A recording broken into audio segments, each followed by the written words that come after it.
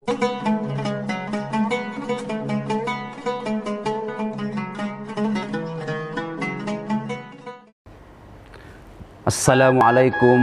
warahmatullahi wabarakatuh.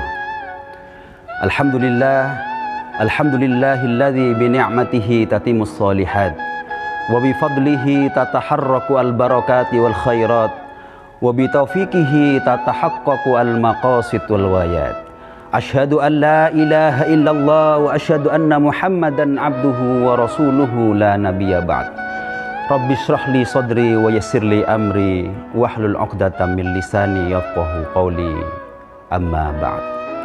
Ikhwani fillah, syukur alhamdulillah pada hari ini Allah Subhanahu wa taala memberikan nikmat dan rahmat kepada kita semuanya, utamanya nikmat kesehatan.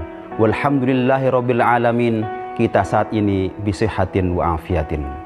Salawat dan salam kita haturkan kepada Nabiyyina Muhammad sallallahu alaihi wasallam yang telah bawa kita minaz zulumati ilan nur. Ikhwani fillah, di bulan suci Ramadan ini marilah kita sempatkan diri kita masing-masing untuk selalu berbakti kepada kedua orang tua kita. Di dalam Al-Qur'an disebutkan na'udzubillahi minasyaitonir rajim. Bismillahirrahmanirrahim. Wa qada rabbuka alla ta'budu illa iyyah wa bil walidaini ihsana. Allah Subhanahu wa taala memerintahkan kita untuk berbakti kepada Allah Subhanahu wa taala dan juga berbuat baik kepada kedua orang tua kita. Ikhwani fillah, di dalam hadis disebutkan bahwa amalan atau perbuatan apa yang dicintai oleh Allah Subhanahu wa taala, disebutkan yang pertama adalah as-sholatu ala waktiha, adalah melaksanakan sholat tepat waktu. Kemudian yang kedua adalah birrul walidaini, berbakti kepada kedua orang tua kita. Yang ketiga adalah al-jihadu fi sabilillah. Ikhwani fillah, kita tahu Abdurrahman bin Auf adalah pengusaha dan saudagar yang luar biasa. Beliau ini datang kepada Nabiyyina Muhammad sallallahu alaihi wasallam untuk membalas jasa-jasa orang tua. Maka kemudian, ya Rasulullah, saya ingin berbakti kepada kedua orang tua saya. Maka apa jawab baginda Rasul? Ya Abdurrahman bin Auf, kamu tidak bisa membalas jasa-jasamu kepada kedua orang tuamu, ya Abdurrahman bin Auf. Ya Rasulullah, saya ini termasuk orang yang kaya. Kalau bisa 50% dari harta saya akan saya berikan kepada kedua orang tua saya, khususnya kepada ibu saya, ya baginda Rasul. Ya Abdurrahman bin Auf, kata baginda Rasul, jangankan 50%, 100% semua hartamu yang kau miliki kau berikan kepada kedua orang tuamu, niscaya kamu tidak bisa membalas jasa-jasamu kepada orang tuamu. Terus apa yang harus saya lakukan, ya baginda Rasul? Ya Abdurrahman bin Auf, tahukah kamu jarak Mekah dan Madinah, ya Abdurrahman bin Auf?